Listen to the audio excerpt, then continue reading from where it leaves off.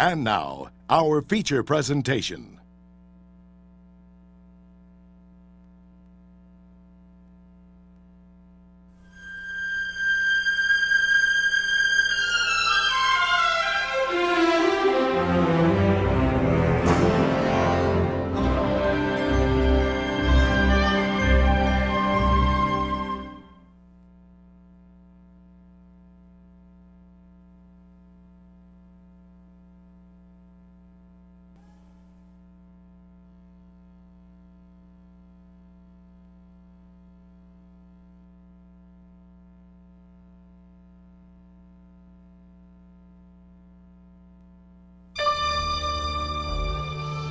The kids of Elm Street don't know it yet, but something is coming to get them. There's something out there, isn't there?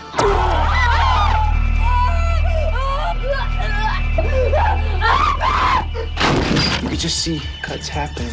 What did that, Lieutenant? I don't know. Cheetah! What's the coroner got to say? He's in the jar and puking since he saw it. They're gonna kill me for sure. Did you do it? There was somebody else there. He was locked in a room with a girl who went in alive and came out in a rubber bag. No one knows where it came from or who it will visit next. Nancy? There's something wrong with you. You're imagining things. Nightmare on Elm Street. Do you believe in the boogeyman? No. Whatever you do, don't fall asleep. No! She's the only one who can stop it. If she fails, I'm your boyfriend now, Nancy. no one will survive. Help me,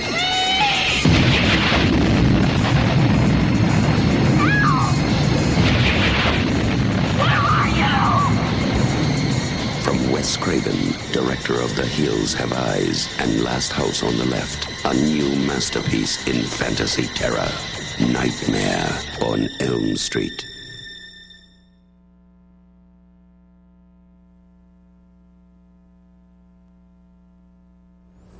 Yeah, my background before film was more literary, I suppose. The first real impulse I had to be artistic, I think, strongly was to write, which started about in junior high school. And I started writing poetry and then sort of a satirical column in the high school newspaper, and that continued on into college with writing and being involved with the literary magazine. And then I went to Johns Hopkins for a master's degree in writing and got a master's in writing philosophy. So my first idea of myself was I was going to be some kind of a writer, probably a novelist or something like that. And I got a job teaching because I discovered that was a way to make decent money and still have a fair amount of time to yourself, and especially summers. And I was teaching when I became aware of movies for the first time.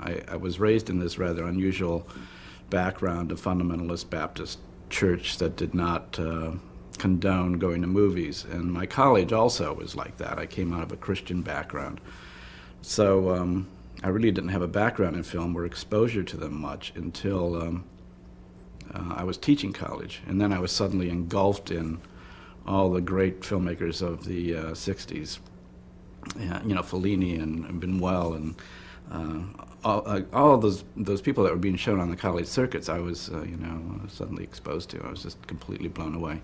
So I bought a 16mm camera, did the usual thing of starting to make experimental films, and some students saw that I had a camera and immediately decided they wanted to make a film club. So we made a series of films all in 1 year.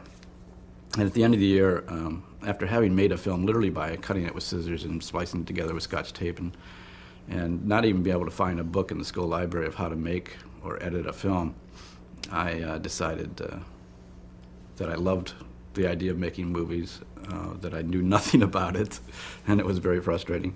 And I didn't want to go on and get my PhD, which is what my department chairman was insisting that I start seriously doing.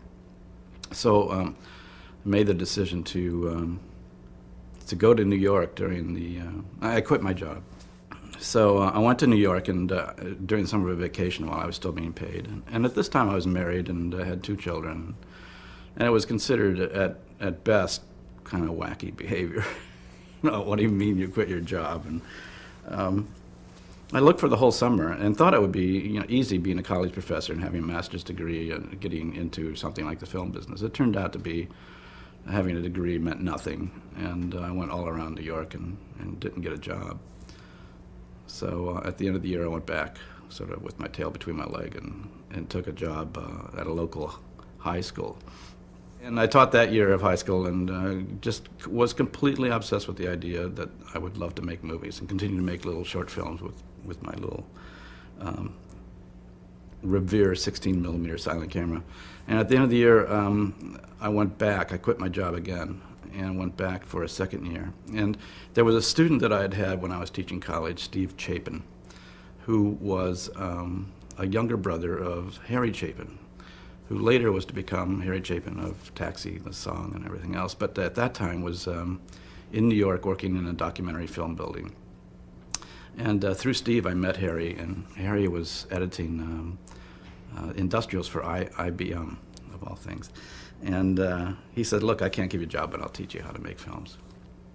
You can sit next to me at the steam back here, and I'll show you what I'm doing. So he did. And while we were doing that, the post-production house that he was working in fired their messenger. And the head of the place came to Harry and said, if you have a nephew or something that wants a job, we pay $75 a week. And I said, I'll take it.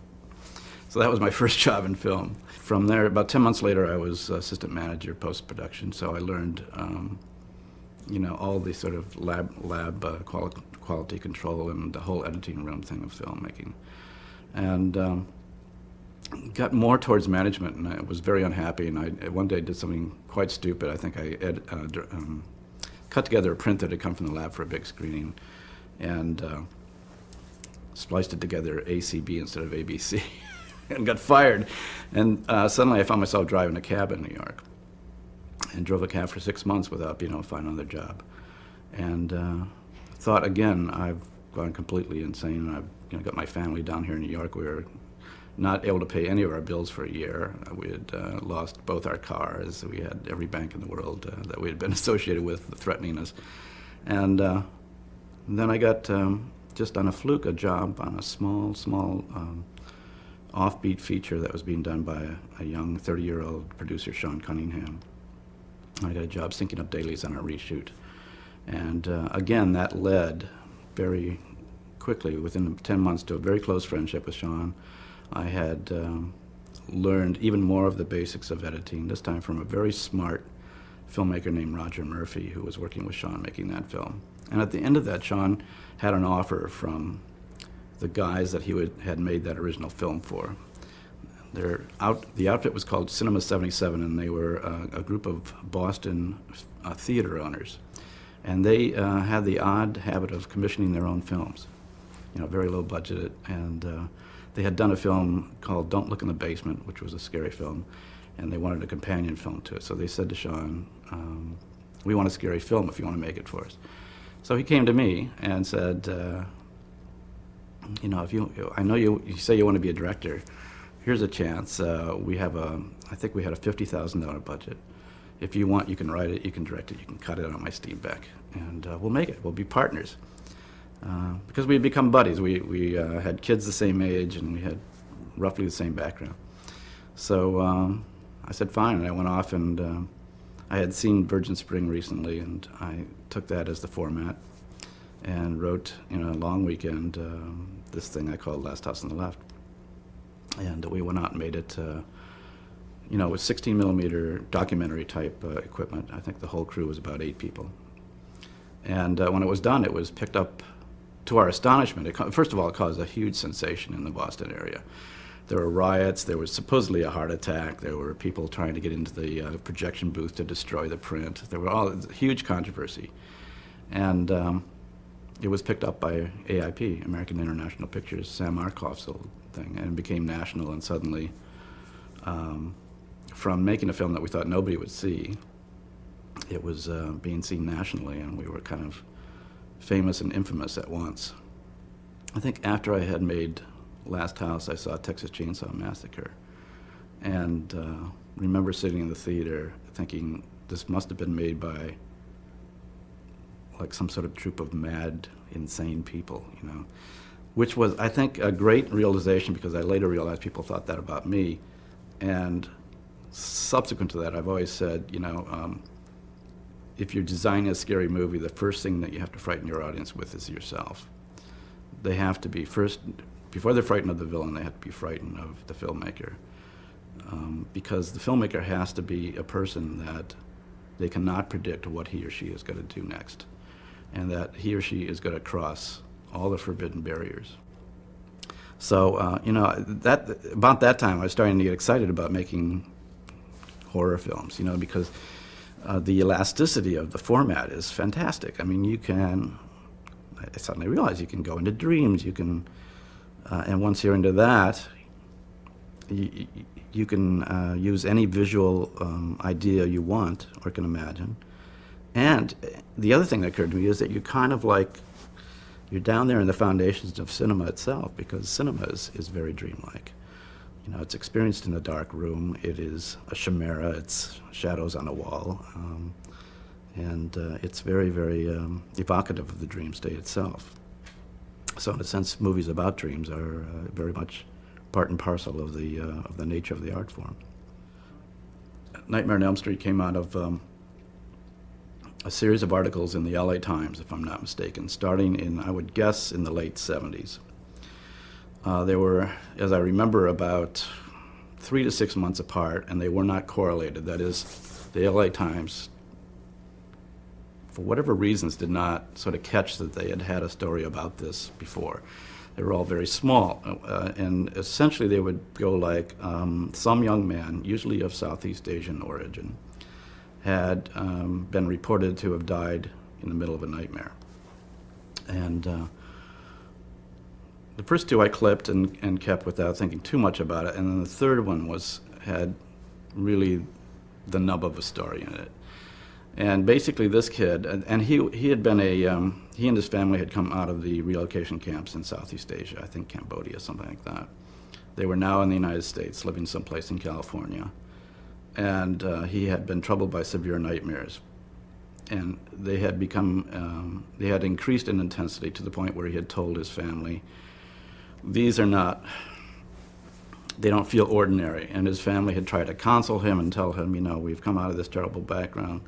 Nightmares are a normal part of your psyche, trying to deal with that. And but he increased in the sense of trying to say, this doesn't feel normal, it feels too real. And at a certain point, they had a doctor prescribe sleeping medicine for him, and his father insisted he take it. And it turned out later that he had taken the pills in you know, under their supervision, and then as soon as they were away, he had spit them out. And they also discovered later that he had a coffee pot in his closet that he had kept with black coffee to stay awake at night. So this had gone on, and he had decided at a certain point to stay awake and not sleep. And obviously the family thought he was having something like a nervous breakdown. And after about 3 days, he would be downstairs watching television all through the night. They went down and found him asleep on the couch, and the father brought him back to his bed. And the family, you know, sort of felt like, thank God, he seems to be sleeping peacefully. And they all went to bed. And later in the night, they heard screaming and thrashing about. They ran into his room. And before they could get to him, he fell dead, stone dead.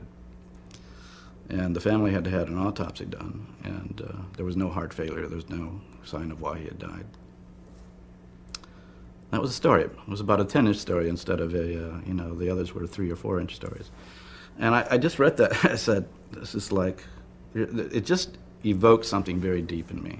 So I started thinking, what an incredible story if there were some being, something that was trying to kill you from within your dreams. How would you battle it, you know? And I kind of wrestled with that and talked about it with my girlfriend at the time. And also I talked about it with Steve Miner, who was somebody who I had known from the time of Last House. He was my assistant editor on Last House on the Left, and we had stayed in touch, and he was living out in California at the same time too. And finally, and he thought it was a good idea too. And finally, I hit upon the idea that the only way to deal with it was to somehow bring that being out into your world. So I struck upon the conceit that whatever you were holding in the dream at the moment that you woke up would be brought back with you. And that kind of completed the metaphor, that if you can bring this thing that is threatening you out into the light of day, you will have a way of coping with it. And in that sense, that's how humans deal with their nightmares.